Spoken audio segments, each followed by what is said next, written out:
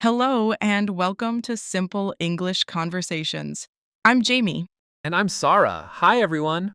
Today's episode is really fun. We're talking about Washington, D.C., the capital city of the United States.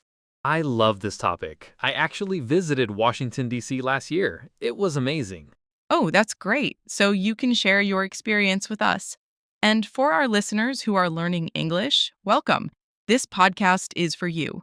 We talk slowly and clearly, and we use simple, everyday English. That's right. And it's a great way to practice your listening.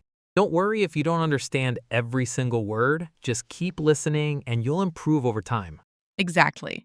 Okay, so today we're going to visit four famous places in Washington, D.C. Are you ready, Sarah? I'm ready. Let's go.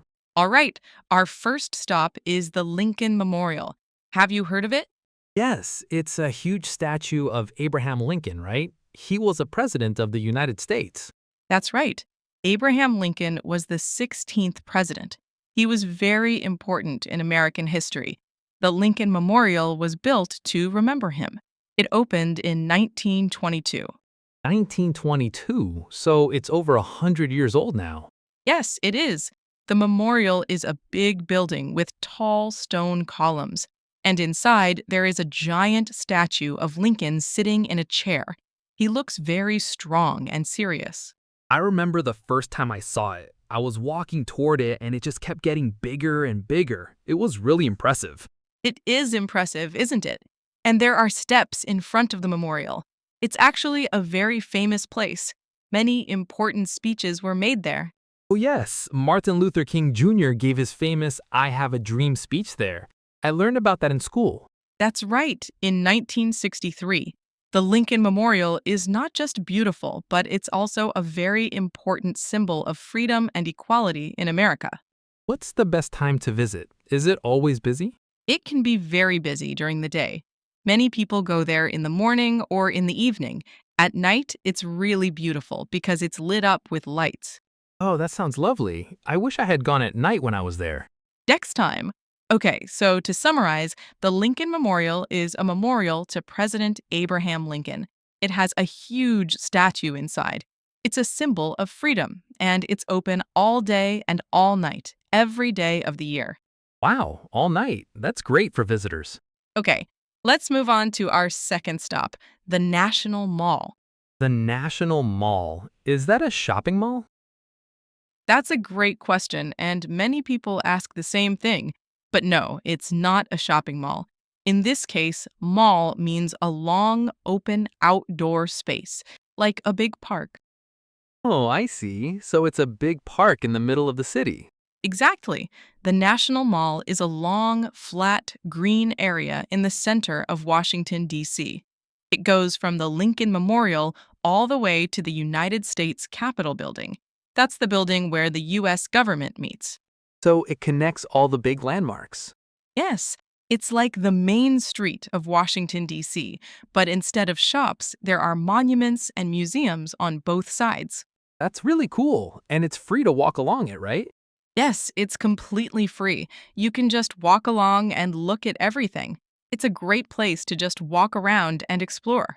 I remember doing that. I walked from one end to the other, and I didn't realize how big it was. My feet were so tired at the end. Yes, it's about 3 kilometers from one end to the other, so wear comfortable shoes. That's good advice for anyone visiting. Comfortable shoes are very important. Absolutely. And along the way, you'll see the Washington Monument, a very tall, thin stone tower. It's over 160 meters tall. I took so many photos of that. It's really striking. It is. And you can also see the reflecting pool. It's a long, still pool of water in front of the Lincoln Memorial. On a calm day, you can see the Washington Monument reflected in the water. It's very beautiful. I love that image. Very peaceful. The National Mall is a wonderful place to spend a few hours, especially on a sunny day. What if it rains? Well, that's a good point. If it rains, you can go inside one of the many museums nearby, which brings us to our next stop. Oh, yes, the Smithsonian. I couldn't believe how many museums there were. Right? The Smithsonian Institution is actually a group of museums, not just one. There are about 19 museums in total, most of them along the National Mall. 19. That's a lot. You could spend weeks there. You really could. And the best part, they're all free to visit, no entrance fee. That's amazing. I didn't have to pay anything when I went. I just walked in. Exactly. So, which museum did you like best, Mamie? Oh, that's a hard question. I think my favorite was the National Museum of Natural History. They have a huge dinosaur skeleton right when you walk in. And there's a really famous diamond, the Hope Diamond. The Hope Diamond, yes. It's one of the most famous diamonds in the world. It's a very large and it's a beautiful deep blue color. I stood and looked at it for a long time. I couldn't believe I was so close to something so famous. It's a special feeling, isn't it? And what about you? Which other museums would you recommend? The National Air and Space Museum, I love that one too. They have real rockets and spacecraft. You can see the Apollo 11 module, the one that went to the moon. That's right. Neil Armstrong and Buzz Aldrin went to the moon in 1969, and the spacecraft is right there in the museum. It's incredible. Which one did you like best, Mamie? I love the National Museum of American History. It has so many interesting things about everyday American life: food, music, fashion, technology. You can learn so much about how Americans have lived over the years. That sounds really interesting. It is. And for our listeners who are learning English, visiting a museum is a great way to practice reading in English. All the signs and information are in English, so it's very good for learners. That's a brilliant idea. Museums are like a classroom, but much more fun. Exactly. Okay, so the key point is the Smithsonian museums are free, there are many of them, and they cover all kinds of topics: history, science, space, art, and more. There's something for everyone. And now for our last stop, the White House. Yes, the White House is probably the most famous building in Washington, D.C. It's where the President of the United States lives and works. It's so iconic. When I saw it for the first time, it was really exciting. But I have to say, it was smaller than I expected. A lot of people say that. From the photos and the films, you expect it to be enormous, but in real life, it looks more normal sized. Yes, I think because you always see it from a distance in films, it looks much bigger. But when you're standing in front of it, you realize it's not as huge as you thought. That's a really interesting observation.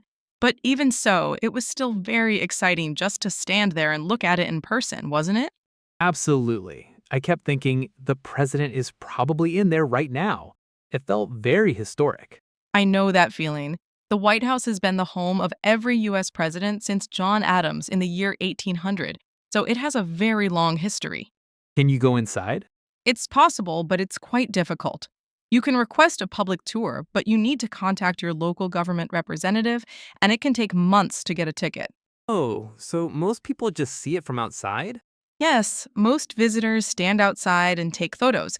There's a park in front called Lafayette Square, and from there, you get a good view of the North Lawn and the front of the White House. I took so many photos. It felt really special to be there. It really is a special feeling. Even from the outside, you feel like you're part of history. And the building itself is beautiful, all white with those classic columns, very elegant. It is, and it's very well known all around the world. Even people who have never been to America know what the White House looks like. That's true. It's one of those buildings that everyone recognizes. Okay, let's wrap up today's episode. We visited 4 amazing places in Washington, D.C. Sarah, can you remind us what they were? Of course, first, the Lincoln Memorial, a beautiful memorial to President Abraham Lincoln and a symbol of freedom. Great. Second? The National Mall, a long open park in the heart of the city, connecting all the major landmarks. Number 3? The Smithsonian Museums, a group of free museums where you can learn about history, science, space, and much more. And number 4? The White House, the home of the U.S. president and one of the most famous buildings in the world. Perfect summary, Sarah. Before we go, do you have any travel tips for people who want to visit Washington, D.C.? Yes, my number one tip is wear comfortable shoes. You'll walk a lot and your feet will thank you. Great advice. My tip is get there early. Many places, especially the museums, can get very crowded later in the day. If you arrive when they open, it's much more relaxed. That's really good advice. And everything we talked about today is free to visit, which is incredible.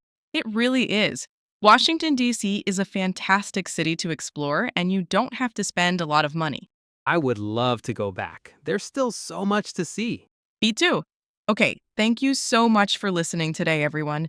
We hope you enjoyed this episode of Simple English Conversations. If you want to practice your English, try watching English videos about the places we talked about today: the Lincoln Memorial, the National Mall, the Smithsonian, and the White House. And come back next week for another episode. We'll be talking about another interesting topic using simple, clear English. See you next time. Bye bye. Goodbye, everyone. Happy learning.